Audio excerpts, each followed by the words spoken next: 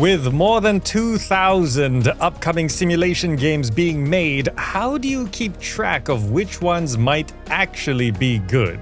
That's where I come in and try to narrow your search by spending way too much time analyzing the sim genre and curating a selection based on research and experience. This is sorted loosely by subgenre, and I hope you find this interesting and/or useful for the coming year of simulation games. First, I'm gonna start with some transport sims that's moving stuff around, particularly with vehicles. Transport Fever 3. This is a transport tycoon game, which is supposed to be bigger and better than ever compared to its previous games, and more dynamic as well. You build routes and transform the world across land, sea, and sky using technologies spanning a century in terms of what transport options you could build. So this is a game about creating logistical networks across the various types of transportations that you can master, and the world is supposed to be fully simulated as well. Every citizen that lives in this world has a home, a job, and places to go.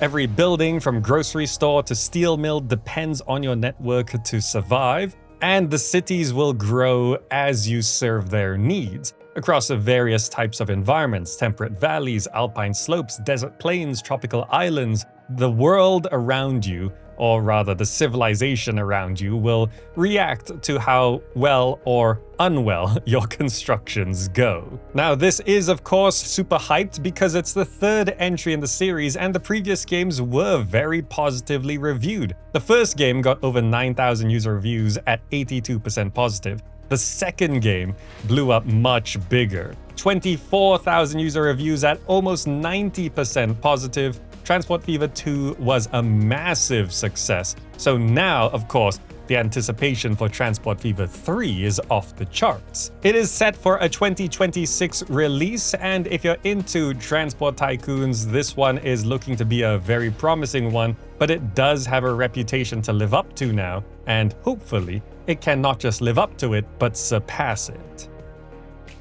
And now for today's simulator game sponsor, Train Sim World 6. Click the link below to check it out. Here we have an established series in the world of train simulation, which of course is a part of a simulator list. We've always got to have some train simulators. But you can begin your journey here as you master your control of these railed locomotives across various routes, countries, and you might have to navigate some unexpected problems as well. So some new things in Train Sim World 6 are that it's a lot more unpredictable. Random events as an option means train faults or surprises can keep your reaction and decision times tested. New big trains are of course an addition, including Voyager, which a lot of people were asking for, new areas and maps like England's Devon, more of New Jersey, along with a lot more German rail, plus there's more immersive stuff inside the train too. There's also brand new passenger announcements that you can hear audible details of every journey,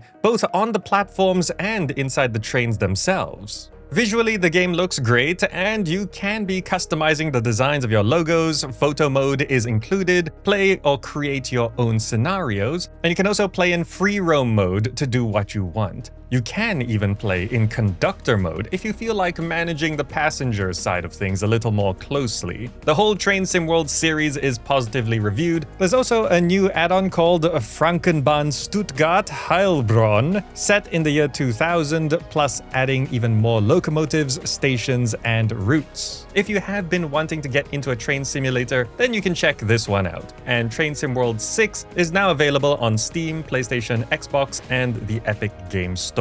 And please do have a look at it by clicking the link below. Thank you. For a purely traffic simulation game, Junxions.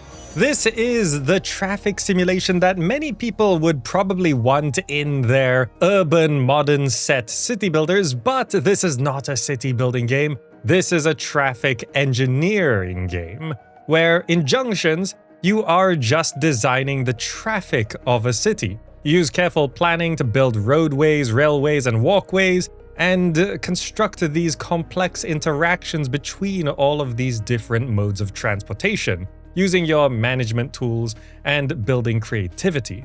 The really impressive thing here is how it can generate various roundabouts and simulate the traffic based on pretty free-form construction of roads and rails. You can just pretty much build any kind of traffic setup you like, and the traffic flows through it in a pretty much realistic way, as far as I can see anyway. It's mixing creativity and science of traffic, and it is also built for modding, so this is going to be launching with its base features, but the community, if it rallies around this game, could bring Junxions to a much higher level. Now, whether this all does simulate things correctly, we'll have to wait and see for when it releases, which will be sometime in 2026. But if it's doing just traffic, it should do it well, because it's just doing the one thing. It better do it well, otherwise what's the point? And we've seen that it can be pretty crazy. Maybe this will someday expand into a city builder of sorts, but for now, Junxions is going to be a traffic sim for the foreseeable future. For upcoming simulators, we surely have a truck game, and we do. Road Kings. This is a game where you're driving trucks, a 40-ton monstrosity, as you haul cargo across the coastal plains of the American South, managing multiple jobs, trailers, and routes. I mean, the basics of these kinds of games are never really surprising if you go over the details. You grow your reputation from rookie to veteran, owner-operator. You're dodging disasters and dealing with rivals as you become the hero of the open road is the whole idea of this one. The simulation here for the truck itself is the main selling point. You are taking control of the truck, and every aspect matters, from weight to wear to brakes to torque to tire to transmissions to dynamic weather and road surfaces. This all plays a part in how your vehicle will be moving around and what you're gonna have to do to manage all of those problems. The trucks are, of course, faithfully recreated to be as real as possible, but I think the disasters are gonna be one of the most exciting parts of Road Kings, where things just really go wrong, and what you do to deal with that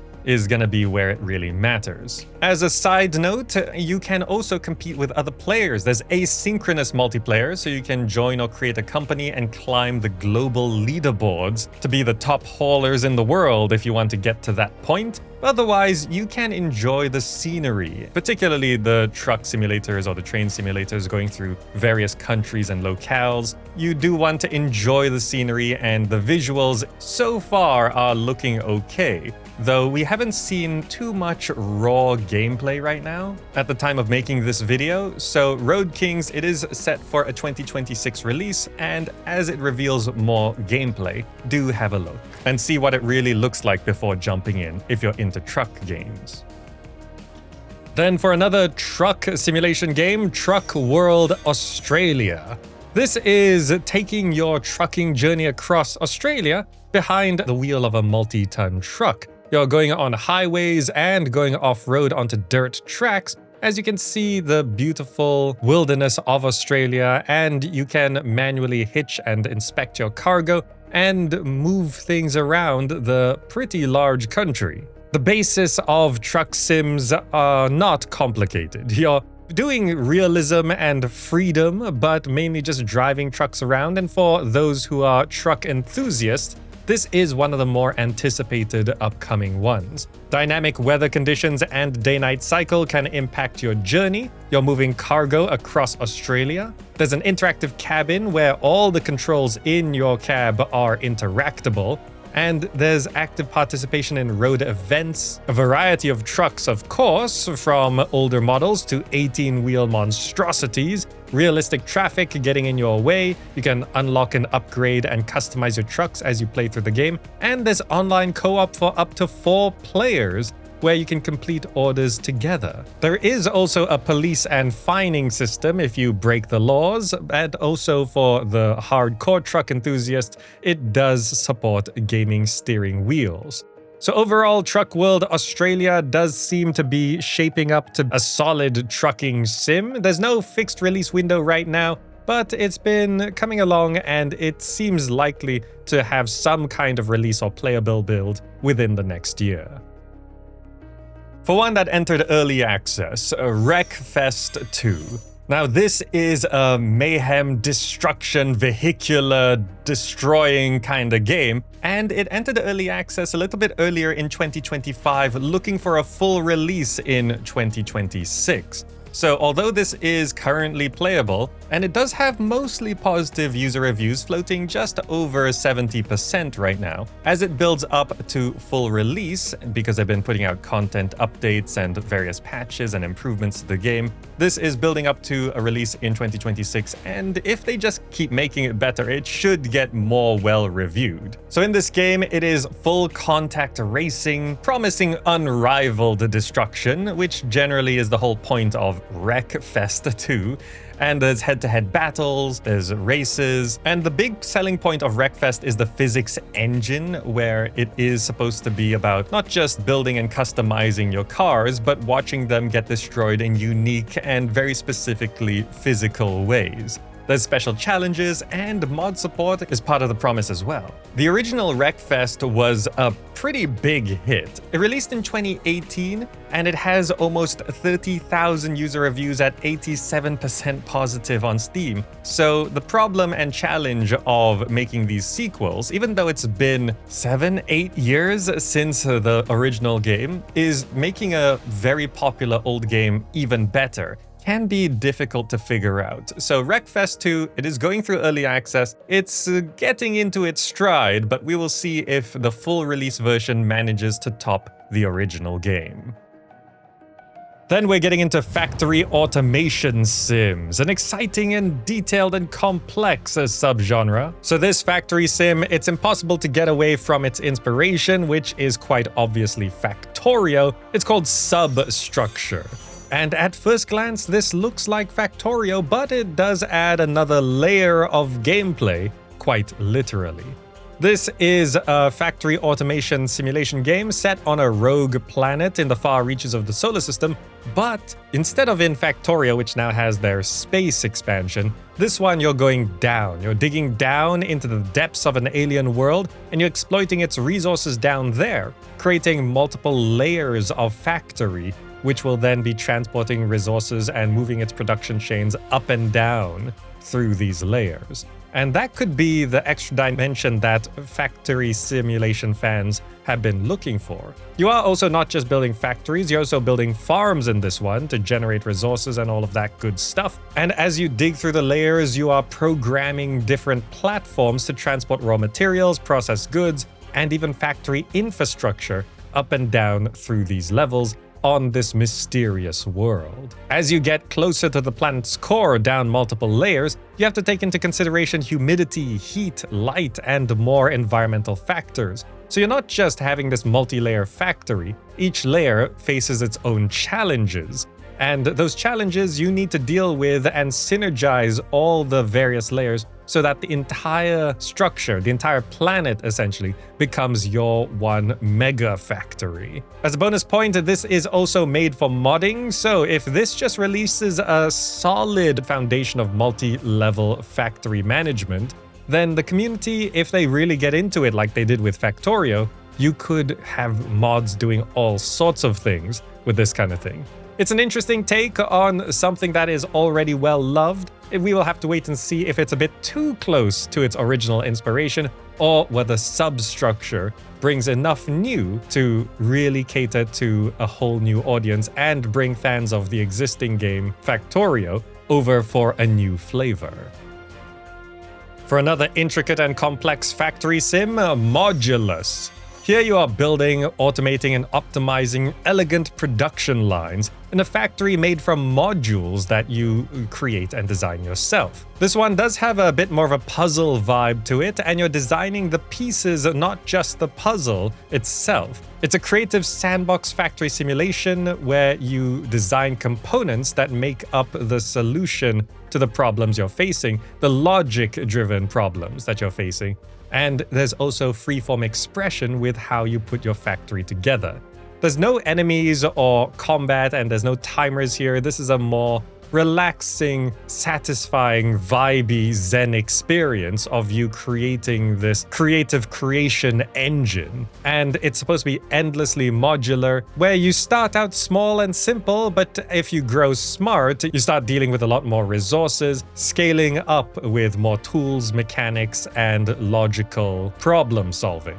Now, Modulus is meant to be releasing in 2026, but at the time of recording, there is a free demo already. This one visually does look a bit more on the simple side, but that's sort of accommodating how complex and detailed the world can be in terms of once everything is put together, you can see how insane these factories can look. It's a nice take on the factory sim subgenre, and maybe you would be interested in Modulus. Next up, an organic approach to the factory sim, MoteMancer. This one has been in early access since about the middle of 2025, and it's looking for a full release sometime in 2026, but there is also a free demo at the time of recording. MoteMancer is a factory automation game mixing in with alchemical, elemental, some magical elements as well. This is an organic factory sim where you're not dealing with machinery and robots, but more with organic life forms and biomatter and things like that, using rivers and plants and magic. And there's also these Stargate-like portals where you go through them and you get stuck on this new alien world, and you have to build up a factory to reactivate the portal and achieve your objectives. You're dealing with logistical puzzles across 6 elemental planes, and each element offers its own powers, transport, defense, and rewards, and you get rewarded for adaptation and experimentation as you cultivate your own garden of factory elements, I guess you could say. With so many factory sims focused on mechanical and robotic and synthetic design, it is interesting to see a more organic approach, although mechanically this does still seem to work like a factory sim, but thematically it does add a lot of new things that we don't typically see in this subgenre. Now, going through early access, MoteMancer has had a handful of user reviews, but at very positive, over 90% positive ratings. So far, MoteMancer has had a decent enough start, and we can see how it goes building up to its 1.0 release. You might be interested in Factory Town 2, because Factory Town 2 was announced and it's going to be releasing early in 2026, and this is explaining itself as a town builder / factory sim, and I would side on this being on the simulation management kind of things, and a factory sim, which I would do a simulation list and factory list, which would include this game for sure. The first one was very positively reviewed on Steam at over 90% and was generally popular. Factory Town 2 is meant to be an expansion visually and mechanically from that. A good factory game is always nice. It is called Factory Town, so it does mix in a few city building mechanics because you are actually building a town on a deserted island, placing houses, farms, production buildings, and shops. So there is a town aspect, but also mainly I think for this one it is factory, and something you might want to get into if you really like the logistic resource management side of things. Now, if you do like the factory side of things, this next one is more on that, Captain of Industry. Although this is a factory builder simulation game, it's not just that. You are also building up residentials and sort of city building as well, where you are maintaining a population, but you have landed your crew of survivors on this abandoned island, and you need to survive by mining raw materials, growing food, building factories, manufacturing products, researching new tech, and trading with others as you become an industrial superpower. But the environment and more will be trying to put you back. You do build huge factories here, optimizing them and building trains and having logistics and conveyor belts and pipes and farming. So at first glance, this might seem like a factory sim, but you are also growing your settlement and providing for your people. You staff your factories, you have to feed your people. You build housing and provide essential resources and infrastructure like water, electricity, healthcare, and household goods. And your population will grow grow on its own depending on their health and happiness. So it's not a city builder per se, but it's akin to Transport Tycoon, where the more you develop and the more you process and the more you manufacture, the people naturally grow in the cities around what you have built. And all of this is building to the ultimate goal of researching and developing your way to space flight. So you become this industrial superpower and launch into space with a rocket to really put a cap on your settlement's achievements. So, Captain of Industry has been in early access for a while now, since around the middle of 2022, but they said in their early access plan that they plan to stay in early access for up to 3 years. If they stick to that, then it is actually meant to be a 2025 full release. However, as we've seen with these things, they rarely stick to their schedules. But going through early access, this game has been received very well. Very positive user reviews on Steam, almost overwhelmingly positive at 94%. So Captain of Industry is already well liked, it's already well played, and it just keeps getting better, it seems, through early access. If they can maintain that, then this can turn into something quite special when it finally does fully release. Going sci-fi with the one that we have been watching for a while, the Crust. This is a lunar base builder with a bit of factory automation, logistic management as well, where you are meant to be the savior of humanity, exploring the future on the moon. You're mining, crafting, researching, and trading resources with Earth as you are going through this narrative base builder.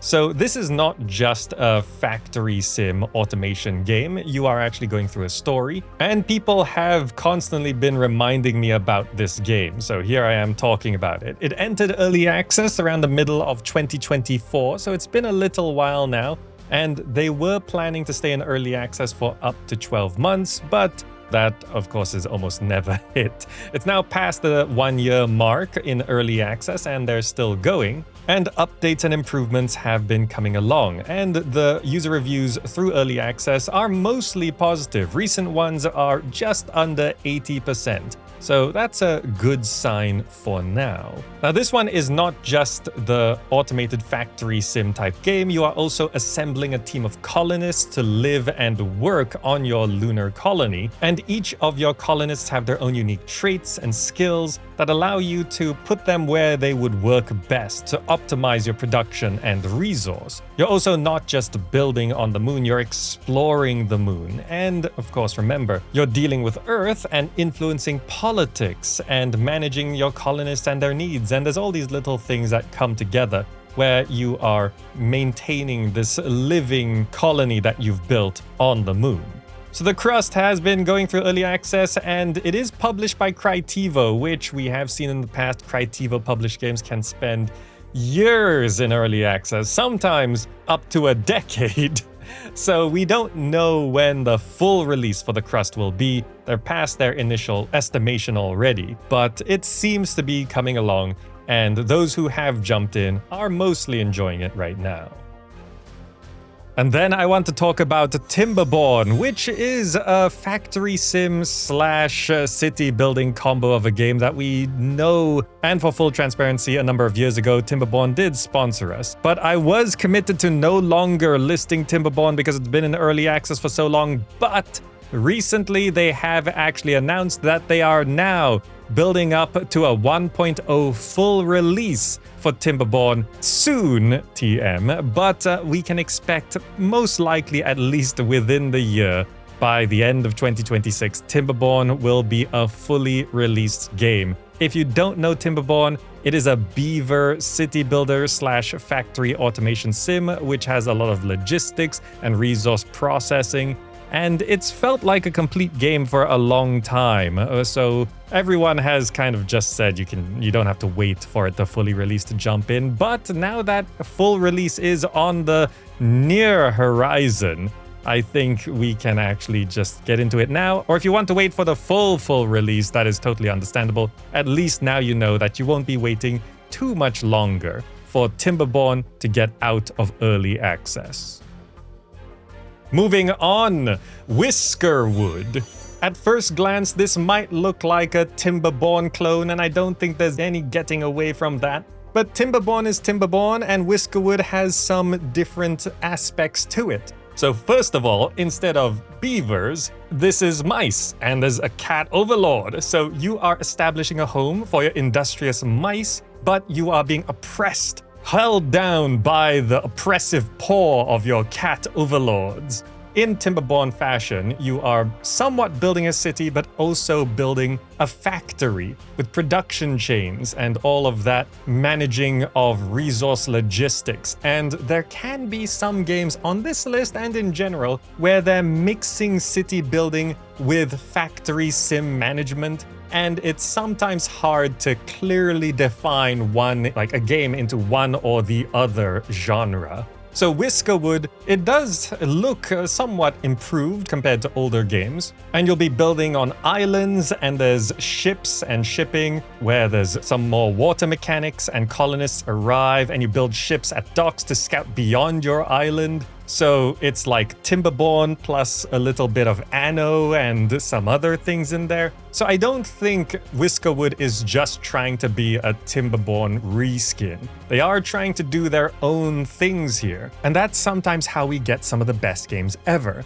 Will Whiskerwood be one of the best games ever? We cannot guarantee that right now, but there's gonna be 40 different commodities for you to gather, manufacture, or trade. You have to fulfill feline demands, otherwise you get in trouble. And you can build intricate mazes of conveyor belts, ramps, elevators, slides to move your mice around. There's also some water mechanics and steam with piping and wells and radiators and all that. So Whiskerwood, it does look very promising, and that's one upcoming city builder that I think we should keep an eye on at least. Now here's an interesting one that's hard to categorize, Sintopia. Now this one did sponsor us in the past, but not today, and this is a god game on the surface, but you also build a sort of factory automation in the underworld. Now, the way this game works is that on the surface, you have this city or village where your people are living their lives and going about their day, but when they die, they turn into souls, which then feed into your personal version of hell, where you have to process the sin out of them for them to then be reborn. And you make money doing this. Don't worry about it. But this is your method of making a profit. You're turning a profit by unsinning these people. Though, of course, when they're on the surface, you then put the sin back in. It's a deadly loop.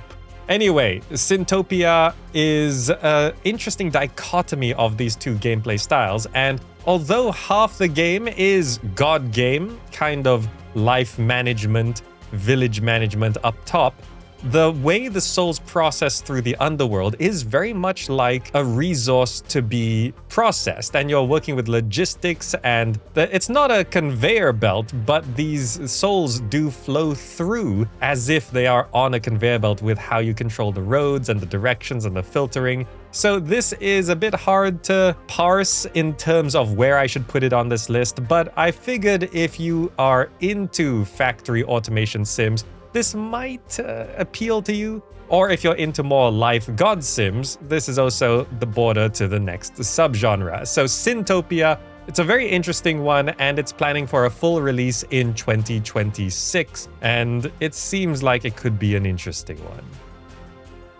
We've got a number of life sims where you are living a life or maybe multiple lives going through a simulation game environment. For kind of a life sim mixing in with business and history, the Guild Europa 1410. Now, the Guild series is this political, trading, social ladder where you found and run a dynasty. And you're trying to secure your legacy and dominate history in an economic simulation. So you're kind of leading a life or multiple lives through your generations of people, but also running a business tycoon type game. So it's a bit hard to classify exactly where the Guild series of games should sit.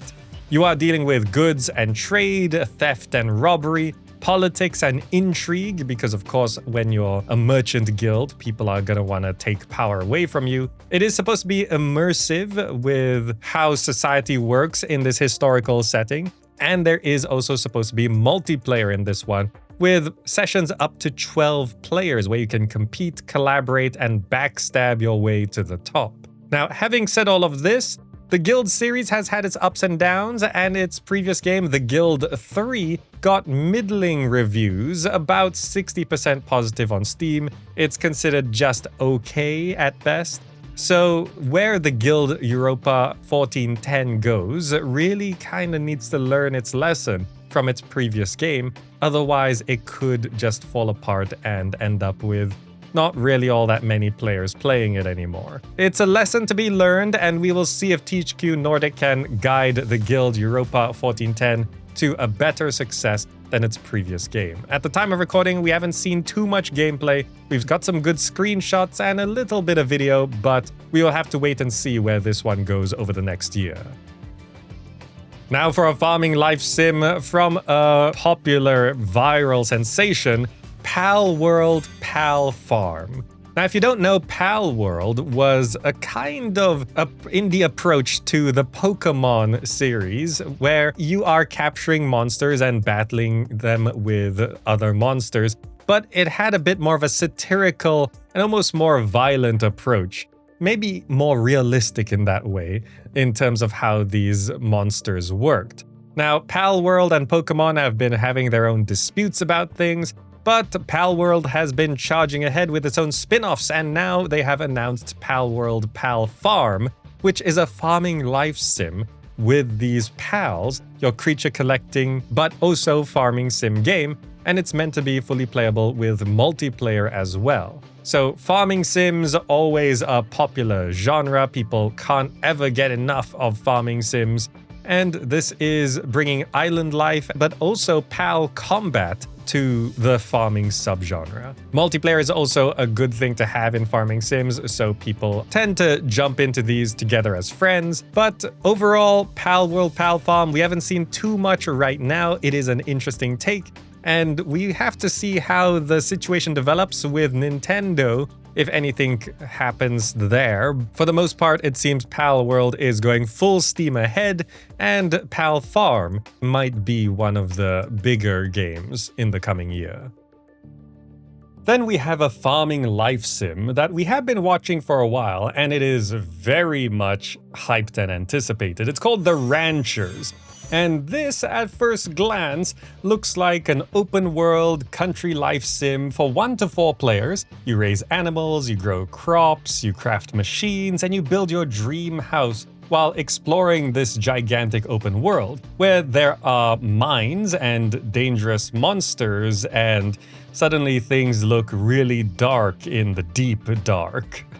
But maybe you'll just find love and start a family instead. Maybe you could just do that.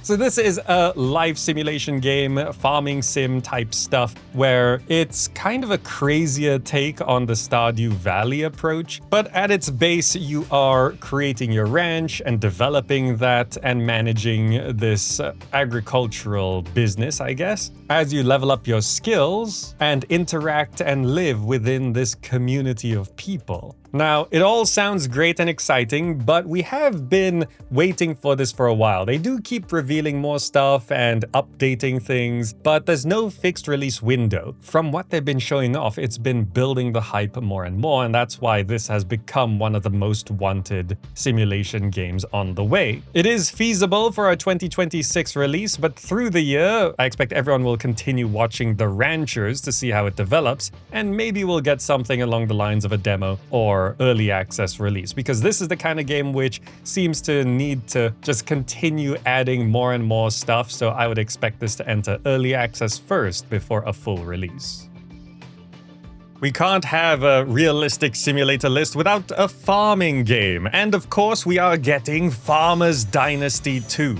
This is a farming sim where you can build your dream idyllic farm on a picturesque landscape. You can build structures, you can plant crops, you can take care of livestock, and essentially you are just living your perfect farming life. In Farmers Dynasty 2, you inherit the family farm, as is typically the case in these sorts of games, and you build up from practically nothing into a prosperous, bustling, really well-developed farm. This is a farming sim where you do a lot of the hands-on work yourself, driving tractors, planting crops, harvesting things, but it is also a business. You have to cultivate your fields to make some money, and then you can use that money and expand your farming empire. You can also start a family, and then you care for your descendants, and then you pass on the farm to continue the legacy. So the character you start with isn't the character you're gonna end with, but you will be passing on your farming legacy to the next generation. It's not just your family in this game. You become a part of the local community, and you make friends with local NPCs, and you help them out where they have needs with some side quests and other social interactions to build up your reputation. So this is basically a farming sim, but they do want to lean into the whole experience of farming life. This sequel is meant to be an expansion and an improvement in every way to the original game, but also to note it is going to be releasing into early access in 2026 with a plan for about a year to full release, which if they stick to it, it will be a 2027 full release for Farmers Dynasty 2, but it will be playable in 2026. For another life sim that we have been waiting on for a while, but this has a release window, Nivalis. This is now finally set for a 2026 release, and it's a cyberpunk business management life sim. You grow your business, you manage restaurants and nightclubs, and you make friends and enemies, but you can also buy and decorate apartments, go fishing, and maybe even find love. But this is a cyberpunk city, so things are a little bit darker than the typical life sim. Visually, this one has always been striking. It really leans into the cyberpunk aesthetic, the lighting, the weather effects, everything. It looks great. And you are meant to be able to explore this city with your own boat, or you can grow your own ingredients to use in your restaurants or ramen stands. And as you live in this cyberpunk city, you discover the stories of the people you meet, you can make friends, your customers have tales to tell as well. And overall, you're just living in a cyberpunk world, which I think a lot of people want to try at least, despite how dystopian it may seem. Nivalis has been super hyped for a long time, and hopefully finally they will be releasing in 2026 according to schedule. And maybe if you find Cyberpunk 2077 a bit too action-packed, Nivalis would be a life sim alternative for you. Speaking of life sim alternatives, Paralives. That's right, the premier The Sims competition. Now, there's a lot of games that have been trying to take on The Sims, particularly because The Sims itself has just been adding more and more content. It's becoming impossibly expensive to get everything. And they said that they're just not gonna make another sequel. They're not gonna make the next Sims game. So a lot of people are just wanting some other option. And so far, none have really taken hold. Life by You didn't really work out. Even Inzoi, it had a nice start, but the player count just dropped off very quickly. A lot of people talk about Inzoi, and it's just not even coming close to The Sims numbers. Nothing seems to be able to touch The Sims. The next hopeful is Paralives, and that's going into early access, and it will be developing further forward, and it's probably going to be about 2 years to full release, so it's going to be a while, but it is super hyped, and it might be able to do it. But when it comes to these competitors to The Sims, you really have to ask the main question: why would anyone play this over The Sims? The Sims has a lot of problems, but that doesn't mean it's not super popular for a reason. So Paralives has its work cut out for itself. None of the other Sims competitors have worked out quite so strongly as expected. And now this is the next option. Of course, it's super hyped. In terms of upcoming simulation games, this one is one of the most anticipated ones. And it just started as a passion project and an indie dev kind of thing, and now it's becoming a real game. And it's going to be available to the public soon, so we will see how Paralives begins its journey in the public eye. And maybe it could do something, but No, I'm not holding out too much hope at this point, but everyone's hoping for something to challenge The Sims. A Spore successor type of game, Adapt. Now, you might consider this a god game or something akin to that, but Adapt is an evolution simulation game that we have been watching for a while, and it's been coming along for some time. It began as a passion project, but now it's got a publisher, and it's coming soon to early access, and there is a free demo that you can just try at the time of recording as well, and the demo is being updated, so it's building up to its early access release. In Spore fashion, you create your own little creatures, and you then have to survive and then later thrive in the wilderness. So basically, it's a Spore creature phase simulation type game.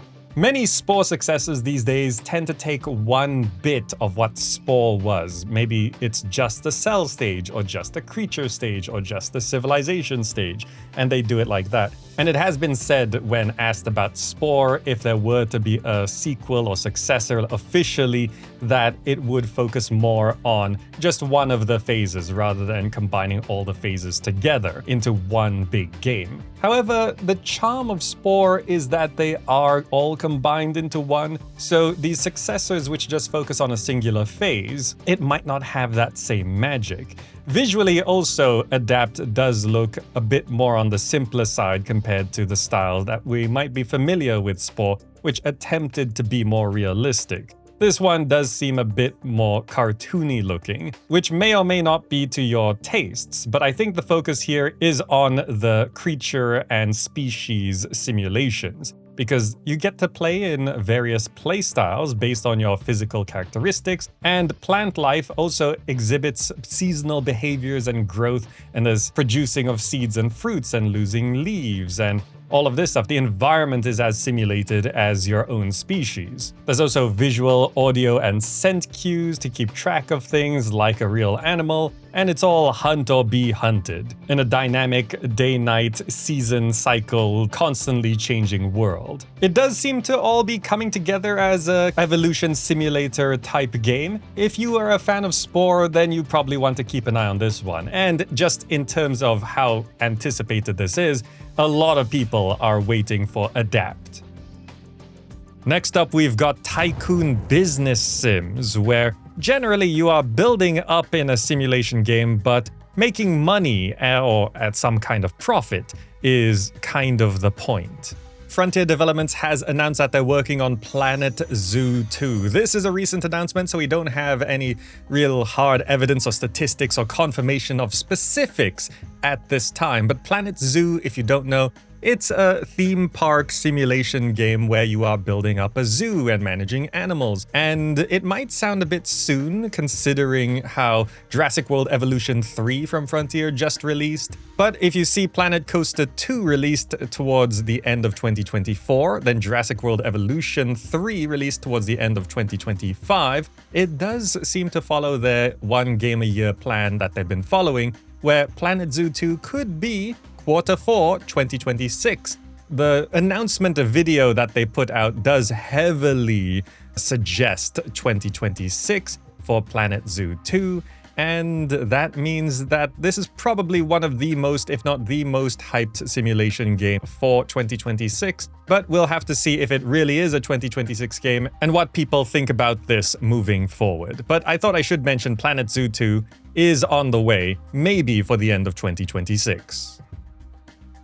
Blacksmith Master is kind of a business tycoon sim where you are running a medieval smithy, and you supervise the entire process from mining ores and gems to designing and selling finished products. You forge everything from weapons and armor to tools and cooking utensils to fund your craft, all in the aims of becoming a master of blacksmithing and running this forge from the ground up and mastering the crafting process. Not just yourself, but all of your crew as well. Different blacksmiths you hire will have different skills that you need to cultivate and manage, and you're really running this business of getting all of this forged stuff out to clients and the public.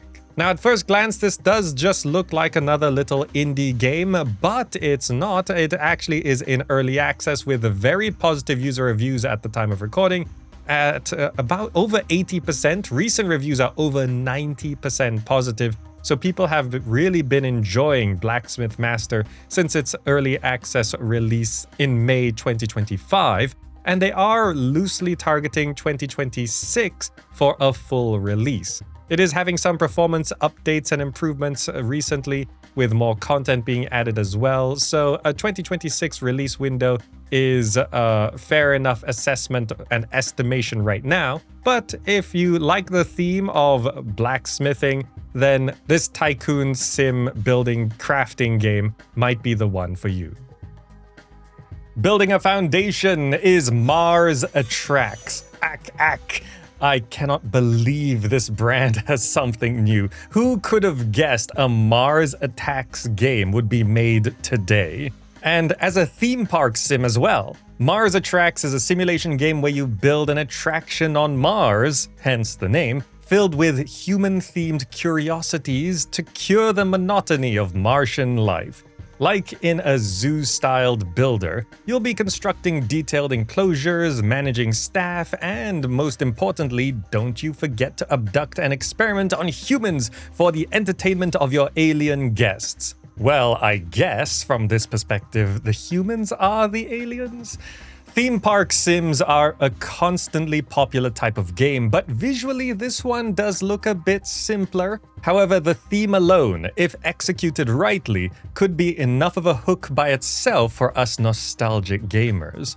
Does this mean we gotta rewatch the old movie before jumping in? Probably not, but it might help with getting into the game, as it has been a long time since. There's been a free demo on Steam, so you can hop in for a quick look. Otherwise, Mars Attracts is going into early access, and it's planning to be in early access for up to 12 months. Which, if they stick to that, it'll be 2026 for a full release, but you can begin building your human exhibition much sooner.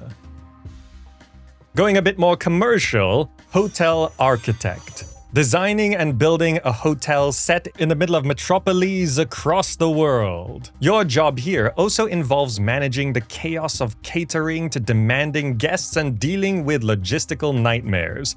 Hotel rooms, services, spas, conference rooms, pools, and more are up to you to construct, and it's a Tycoon game, so profit is a priority. There's a career mode if you like the campaign style, but of course a game like this has sandbox mode as well.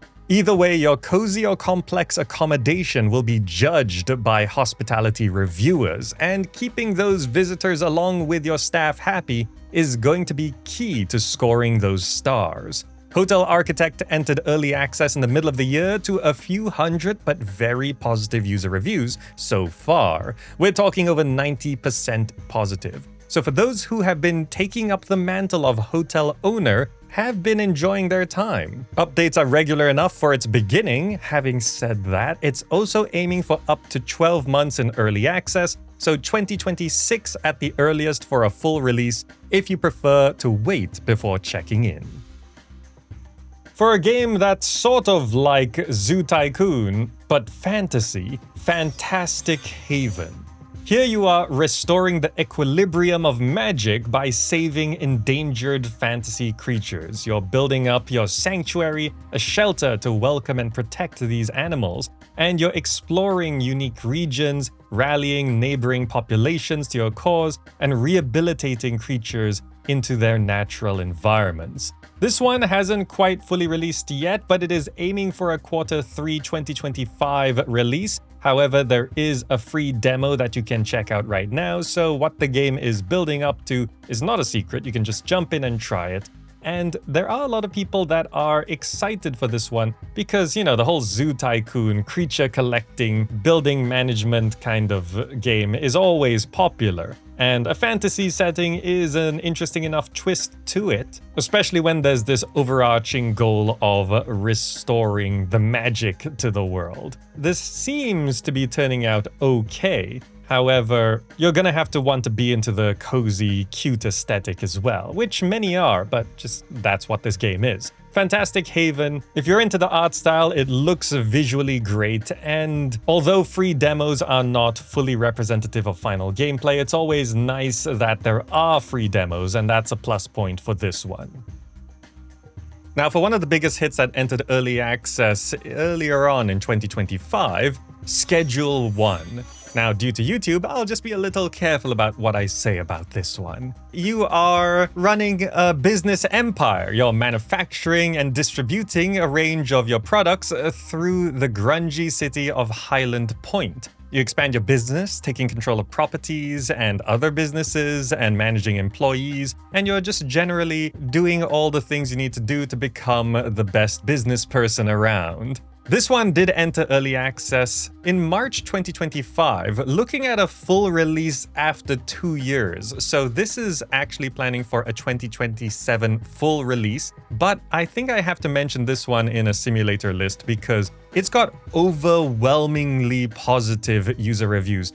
200,000 user reviews on Steam at 98% positive. This is ridiculously highly reviewed. And still now, months after it entered early access, it's floating very high concurrent player numbers. Of recent simulator games, this one has exploded, and if you haven't heard of it, maybe it's to do with the themes of it, but I think you can get the gist of what this one is all about. There is also a free demo that you can just try, so that's something that you can have a look at and see if this one is one that you want to get into for some manufacturing, distributing, expanding. There is some fighting elements as well, and there is also co-op multiplayer. With its more cartoony, low-poly-esque visuals, it doesn't feel all too serious, but you can see if Schedule 1 is one that you want to dip your toes into. Moving on to another very hyped simulator, Cooking Simulator 2 Better Together. Cooking Simulator was one of those simulator games that really kinda blew up, and a lot of people were into it. This sequel is supposed to be bigger and better with optional multiplayer. You can create your own recipes, you take advantage of new and improved controls to become the best restaurant cook in the city, or you could just play the game and cook at your own pace and do whatever you want in the kitchen. One of the big selling points of this one is the play together part. You can get a helping hand by loading the game up in multiplayer with a friend, and then you can work in the kitchen together. There is also a progress path as you go through Cooking Simulator 2. As you learn recipes and gain experience, you earn prestige and unlock new job opportunities, and you get new skills and perks and knowledge, and eventually you end up working as a proper chef in a luxury restaurant and get the coveted cooking badges, which should be pretty challenging but rewarding to get. Now, this is Cooking Simulator, so what's being offered on the table here shouldn't be any particularly big surprises. The original game was very positively reviewed, over 17,000 user reviews on Steam at about 84% positive, so people enjoyed the first one. Cooking Simulator 2 has been coming along for a while though. It was announced a number of years back, and they've been revealing things, updating little details. They have been having a playtest here and there, so it seems like it is building up to a release of some kind. And I would expect Cooking Simulator 2 Better Together to be more playable in 2026. Then for my personal favorite subgenre of simulation games, city builders. And of course, I know a lot about these, and there are many great looking city builders on the way. What could possibly be the best city builder of 2026? It's Tropico 7. Now, the city building genre itself as a whole has had its ups and downs. There was a golden age in the 90s, it went through an experimental phase in the early 2000s, it was pretty much dead around the 2010s, but then it had a revival, and then a resurgence and a renaissance, and into a whole new modern era of city building. And through pretty much all of that, except the 90s, Tropico has been a consistent presence. Even when no one else was making city building games, even as the city building genre was waning and dying, Tropico 4 and 5 released, and it's always been there. And it's a modern setting as well. In the city building genre, we don't get a lot of modern set games. They tend to be fantasy or medieval or historical or even sci-fi. Sci-fi is not common, but it's still more common than a modern urban setting. And it's because there's so much competition with the City Skylines series. So in the top 300 most played games on Steam, for context, quite often there is only City Skylines 1 and 2 pretty much next to each other. There's a lot of difficulty competing in that space, but Tropico goes on this dictatorial, greedy, naughty approach where you are running a banana republic where, yeah, you have to keep your people happy, but it's mainly to enrich yourself. And it's got this comedic approach to things, which I know not everyone is a fan of, but there isn't anything else really like Tropico. And Tropico 7, it is seeming to take the Tropico 6 building on that formula, while also bringing back certain things. You want to probably know that, yes, there are going to be political speeches again. There's going to be 5 campaign maps. Now, that doesn't sound like a lot, but Tropico maps tend to go on for a while. There's archipelagos, scenarios, sandbox maps, a random map generator. You can literally move mountains and create beaches, so there's more terraforming in this one. It's supposed to be a bit more sandboxy with this stuff. And yes, of course, Generalissimo and Penultimo return. Tropico 7, it is currently the most promising city builder of 2026, and unless something big comes along surprisingly unannounced, this is probably going to be the best city builder of 2026. Okay, now I do, of course, have to talk about Citystate Metropolis. This is an urban set, modern setting, city building game, which has shown off in their initial trailer some very impressive features. For example, building zonings actually fitting the curvature of roads. You can customize the buildings themselves in modular and really detailed designs. And the traffic and road building seems to be detailed and really nice as well. However, this is the Citystate series where Citystate 1 and Citystate 2 were from the same developer, and they were okay, but they didn't really deliver on all of its promises. Even if they technically did, it didn't really seem to deliver on the promises in ethos anyway. And Citystate Metropolis is aiming for a Q1 2026 early access release, and everyone is hyped about Citystate Metropolis because it looks to be a competitor to City Skylines and the recent City Skylines 2, which has had middling reviews and a lot of controversy surrounding it, and Colossal Order themselves now splitting from City Skylines 2, and they're going off to build their own game as well, which probably won't be anytime soon. So Citystate Metropolis is currently the front runner for a competitor to the City Skylines series. Having said that, City Skylines 2 is currently the most played city builder in the world. Whether you like it or not, it is the most popular. And Citystate Metropolis really has to nail all of its promises and really delivers on what the trailer is showing for it to have a chance at competing with City Skylines 2.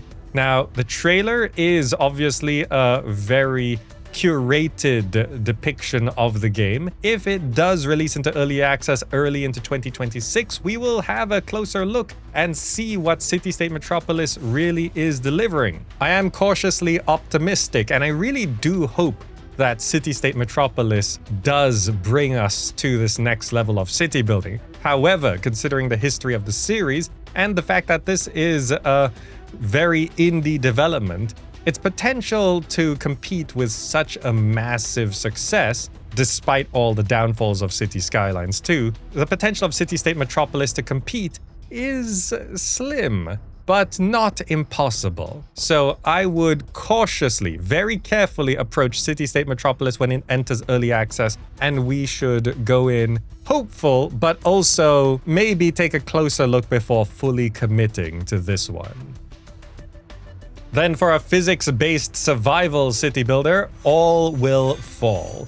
This is set in a post-apocalypse, and you are building a city in a vertical way based on a physics-based 3D construction system where the weight and the balance of things really does matter. If you just build things willy-nilly, they will fall down and collapse on top of each other. But you're also dealing with this being all built on water, and there's the ocean and weather, and you have to scavenge for resources and manage your colonies so your people can survive. It's a survival city builder with a physics-based engine, and that's a very interesting take. And so far, this one has been having a free demo at the time of recording and looking to release in Q1 of 2026, and people are pretty hyped for this one. People love physics simulation games, building bridges or whatever and seeing them collapse or succeed even. And this one has some brutal city building along as well. It's a survival city builder, so there's punishments for dissenters, you could say, and also other more serious themes despite its colorful, more vibrant look. But it's a pretty serious and dark world that you find yourself in this time. And things collapsing on your people also not all that good. So physics plus city building plus survival mechanics, this does have a lot of different parts that need to work together to make a good solid game. Hopefully it doesn't feel like it's just splitting its attention between these three types of gameplay, but if it brings it all together in a cohesive, solid, balanced way, then All Will Fall could be a fascinating new take on the city building genre. Okay, next up we've got an Asian city builder called Celestial Empire, which is basically Anno, but with some mythological and Asian inspirations. Now, this has entered early access towards the end of 2025 to very positive user reviews, over 80% positive. But I am very cautious about this one because it is published by Playway, and Playway has had its ups and downs in the past. Some Playway published games and Playway owned games have been massive successes, others not so much. For example, one earlier Playway game that released was Builders of Egypt, which had its prologue like 5-6 years ago.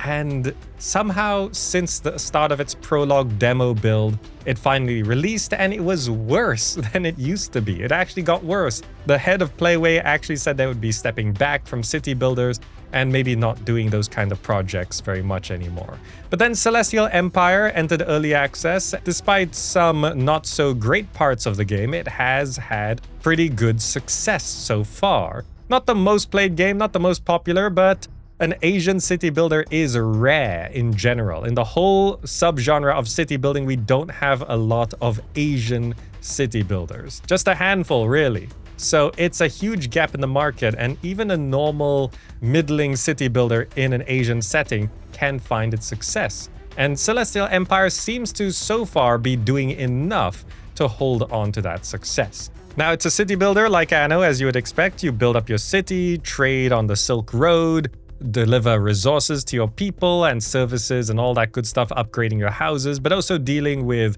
gods and some mythological aspects to the game as well. It looks great. I would just be cautious about the future of these games because we have seen a lot of these types of games where they start out strong and then the game just gets weaker over time, or development slows down, or it just doesn't fully deliver on all of its promises at the end of the day. This is going to continue through early access, being in early access for at least a year, so it's possible to get a full release in 2026, but I would keep an eye on Celestial Empire and see where it goes from here.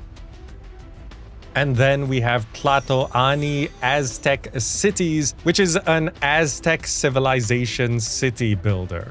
You're building from humble beginnings and dealing with trade and managing your city and conquering the area to become Tlatoani, which is emperor of your Aztec civilization. This does seem to have inspirations from the old Impressions games, and an Aztec city builder is something that a lot of people really want. It started out as more of an indie development, but has been picked up by Paradox Arc. It seems to be coming along a long way since when I first looked at it a number of years ago. Now, it does continue to look like a bit more of an indie development, so it's not the big AAA city builder. But again, Aztec city builders, like Asian city builders, we don't have a lot in that region for these kind of building games. And if Tlatoani Aztec Cities continues to refine and develop, this could be something quite interesting.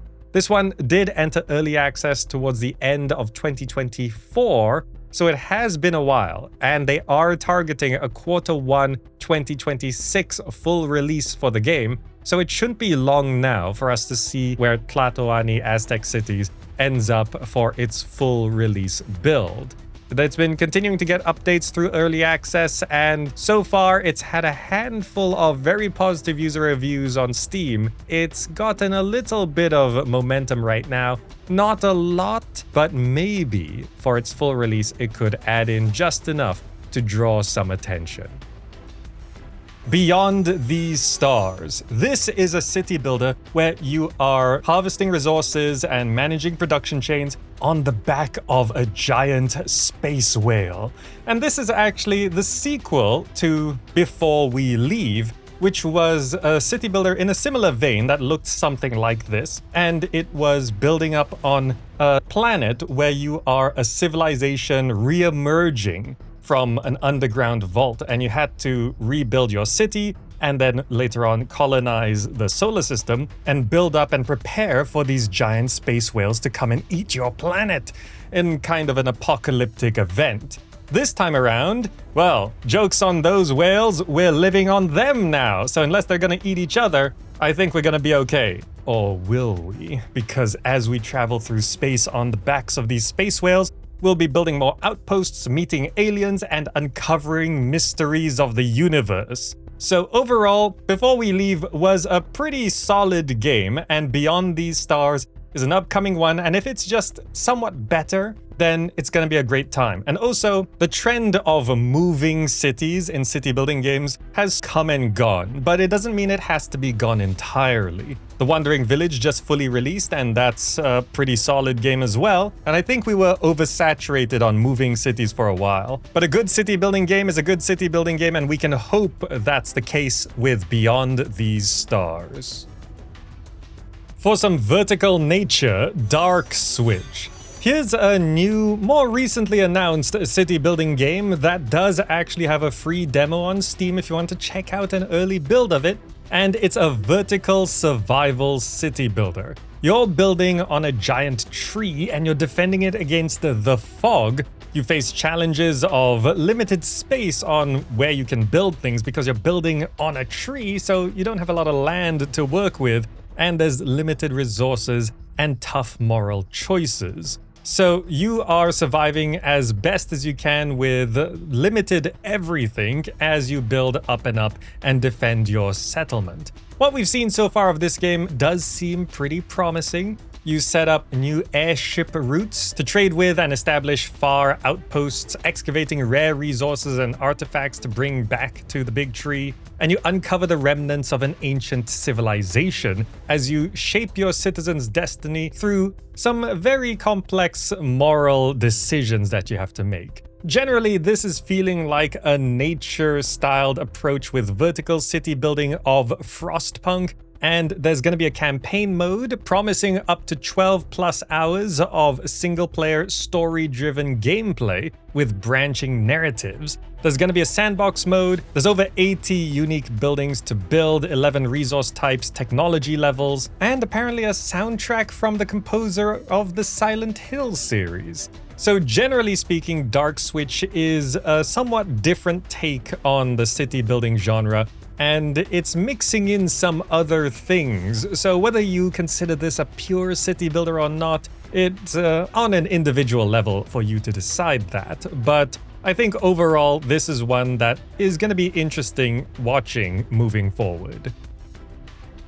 Going down into the depths, we do have a city builder set in Hell called the Hell City Builder of the Dead. Now, for full transparency, this one did sponsor me in the past, but today we are not sponsored by them. That's just to let you know. But this is an interesting and unique take on a city builder where you have these missions where you're going through the game and you're dealing with various mythological and powerful gods / monsters / titans from various cultures, and notably from cultures we don't always deal with. Now, the interesting thing here is you are building up a city of the dead, where souls are flowing into your city from some real-world disaster, and you gather up these souls and convert them into workers in your city, who you then use to produce resources. And sometimes you sacrifice these workers for the resources themselves, like you need blood to run things. Where do you think the blood comes from? And you then deal with the challenge of facing this Titan, which is just messing up things in the underworld along with the real surface world as well. So you're trying to pacify these monsters while also running your city, which your city itself has a tech tree to work your way through, there's spells to cast, monuments to build, and objectives to hit. Now, this is a very narrative city builder, which we don't see very often, where each mission has its own story, and each mission story then links to the next mission story, having this overarching narrative. Having said that, they are adding in a sandbox freeform build mode, which has been popularly requested. As they add in this new game mode, you should be able to play how you want, going through the very challenging, almost puzzle-solving like campaign missions. But if you just like the building and managing of your underworld city, they're now going to be adding in this more sandbox, freeform, large-scale city builder as well. This has been going through early access with a small handful of mostly positive user reviews, though this game is trying a lot of new things, so it's a bit unorthodox and a bit hard to understand at the start. It's a new one, it's trying some new stuff, innovation tends to be a bit messy, and that's understandable on my side. And they are planning to stay in early access for up to a year, so we can look forward to some kind of more full release in 2026, depending on how development goes. Nova Roma is one of the most hyped and anticipated upcoming city builders. And you might be wondering why. At first glance, this seems like a low poly, simple little indie thing, but this is from the developers of Kingdoms and Castles, which is a very successful city builder from 2017. Just for context, that has received almost 20,000 user reviews on Steam at over 90% positive. Although it might not be the most popular game today, Kingdoms and Castles did hit its stride. And Nova Roma is the next game from these developers. It seems to be an ancient Roman take on their previous formula. There's gods and powers happening, there's fluid water dynamics, and generally you are building Rome in a low poly world with complex supply chains which you need to set up and manage to meet your needs of your citizens. This is a survival resource management city builder, as you would expect, and I think the way it looks is gonna be important here. If you like the way it looks or you're okay with the way it looks, then this is gonna be one to watch. If you can't stand the low poly or voxel aesthetic, then this one, you might want to consider it, but not liking these graphics is, it's personal preference. It's nothing wrong with that. There are other games on this list that you will be more interested in, but I thought I should tell all of you about Nova Roma, and it's hopefully going to be releasing in some form soon. Metropolis 1998. This is intending to be a fresh, modern take on city building, but personally it actually vibes like it's a throwback to Sim Town. Now, you probably know Sim City, and Sim Town was a kids game in around 1995, and it was stripped down and simplified with a bit of environmental resource management, but you basically controlled and managed the people a little bit closer. So it's not city, it's a bit more zoomed in, and Metropolis 1998 akins itself in that style, where the individual citizens living in your city and the real-time traffic and the deeper simulation caused by just zooming in a little bit more is here. Now, the pixel art aesthetic here is very much a nostalgic retro vibe. It's got this isometric graphics, pixel art designs, and personally, as someone who loves pixel art, this is something that really gels well with my tastes and preferences, but might not be so much up your alley. Let me know what you think of how this game looks. This one does have a free demo running right now though, so you can just jump in and check it out, and it will be launching into early access, and might be in early access. The plan is for up to 2 years, but Metropolis 1998 is intending to become pretty much playable soon. Historicity Florence. Florence city builder specifically is an interesting one. It's kind of a Roman city builder, but it's not Rome. And this is set during the Renaissance. It's a mission-based survival city builder / colony sim where you're rebuilding Renaissance Florence after the aftermath of the Black Plague. Or rather, not after the aftermath, just in the aftermath of the Black Plague. There's droughts, there's disasters, you have to build a Florence cathedral, you get to hire Michelangelo, and you survive various events, and there's specifically an authentic Renaissance lute soundtrack if you are a music aficionado and a history buff.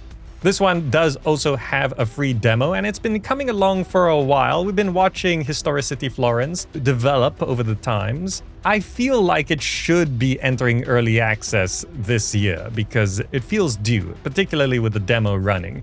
I will be anticipating how this turns out and seeing how it develops, but it's interesting to see a historical city builder set in Italy / well, where Rome kind of is, but in Italy, but it's not an ancient Roman city builder. It's a slightly different take, which I think is going to be interesting.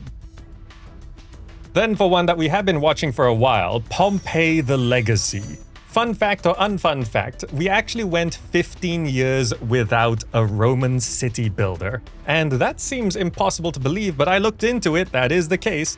From 2009 with Grand Age's Rome, we then didn't get any ancient Roman city builder for 15 years until 2024, where suddenly we've got a lot of them again. So if you see a lot of ancient Roman city builders these days and think it's too many, well, it's okay. We went 15 years with 0 of them, and Pompeii the Legacy is one of the newest ones, and it is of course set around the themes of Pompeii, where there's a giant volcano. But it is an ancient Roman city builder, so you'll be dealing with politics, intrigues, surviving the everything that happens in ancient Rome. There's laws that you can shape, you expand trade across the empire, you'll of course face disasters, particularly a giant volcano, and you're commanding legions in optional real-time battles. It's interesting that the combat here is very specifically said to be optional, because I do know a lot of city building players, they can be split in their opinions between whether combat and military is important, or even if combat is included optionally in a game. I have received a number of comments where if combat is introduced even optionally, they find that the game is distracted from the city building. Because even if it's optional, well, development resources and gameplay mechanics are built around the idea that there could be combat, so the city building could be compromised. I don't know, I don't really find that the case, but I thought I should clarify that the combat here is specifically optional, which may or may not cater to your tastes. Visually, this one is looking better than its earlier looks, and it seems to be coming along. From that point on, anything could happen through early access. Stario Haven Tower. Now, this one was also a sponsor in the past for full transparency, and this is early access later on in 2025, and this one has been getting over 90% positive user reviews. And this is a vertical city builder where you are a people that are coming out of the ground and you're trying to build essentially like the Tower of Babel. You're just building upwards and upwards and upwards. You're adding more layers to your tower, and they have this brace technology which allows you to expand out to the sides to quite a degree, because you build these scaffolds and then you can build on top of the scaffolds, but you can also build on the scaffolds itself sideways, and you can have some weird constructions and shapes that all come together. And then as you go up into the sky, you go through various layers. Close to the ground, it's like dusty and dry, but then you get higher up and then it's like really wet and moist. And then you get up into the sky and into the stars, and there's a lot to manage as you go up and down, because then you get this huge logistical problem of how do you get the best water production, which is like in the middle layer of the atmosphere, and then you can drop water down, but then how do you get water up? So then how do you have people living higher up, and where do they get the water from? And then what about food? Food might grow at a different layer. So it's all about managing your space and getting your efficiency up, but then also figuring out how do you move your resources up and down your tower to make sure everyone can survive. So Stario Haven Tower, it's early access and looking at 6 to 12 months as well, so it's probably a 2026 full release for this one. You can just check it out yourself. For a cozy one that many of you have been talking about, Town to City. This is a voxel game that just looks like a charmingly wonderful 3D pixel game. Town to City, at first glance, you might think it's one of those casual, cute, relaxing games where you're just kind of sandboxy building things around. But Town to City is actually kind of a city builder, and it has stuff that expands on the earlier games. Now, this is from the developers of Station to Station, which was a train puzzle game, and that also kind of feeds into the idea that maybe this is not quite a full-on city builder. I think this is reaching that point where if you're a city building player, you would be interested in this. And also, nothing else quite looks like this. It's a semi-modern setting to it, so there's not much in that space as we know, but also it's a voxel approach to visuals, which it is hard to execute.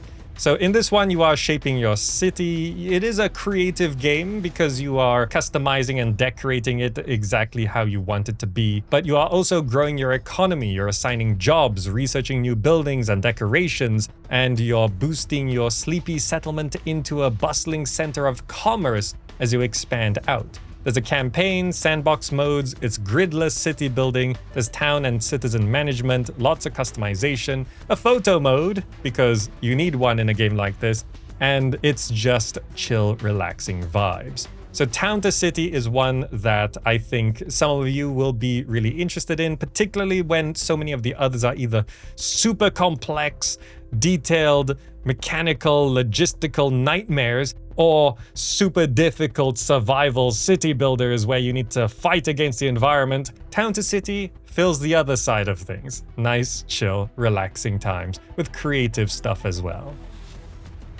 Now, I do have to mention Manor Lords, which in recent times it's taking so long to do updates.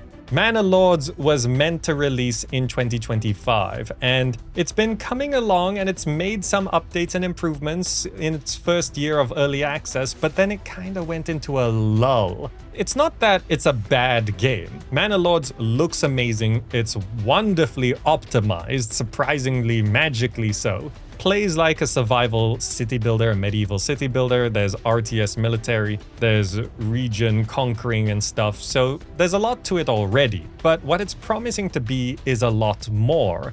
And after going so long without getting clear updates, it gets a bit tiring waiting on an update. But I don't think it's going to be releasing soon. And before some of you say that this is a solo developer, that's why it's taking so long, Manor Lords started as a solo dev project. It is not anymore. It has a publisher called Hooded Horse, which publishes a lot of great games. And also, there's a team working on the game now. If you go to the main menu of Manor Lords, click on credits and read all the names. It's not a solo dev anymore. It is still a popular game, and lots of people are playing it. It's in the top 10 most played city builders in the world right now. But anyway, Manor Lords, maybe it'll fully release within a year. And there you go, that is a bunch of simulation games for 2026. Now, this is 40 plus games, but of the 2,000 plus upcoming in-development simulation games, you can kind of consider this a top 2% of all upcoming sim games. But feel free to recommend others for people here, as we're always looking for more. And if you have a particular standout in your mind, then go ahead and share that in the comments. If you enjoyed this video, please do press the like button, subscribe for more, and if you want to support more directly, check out the Patreon, where it's the best way to support and there's extra content there, or just click on the GOG referral link down below and you can get any game on GOG, and it helps support the channel. Thank you. I hope you found this interesting and or useful, and I will see you in the next video.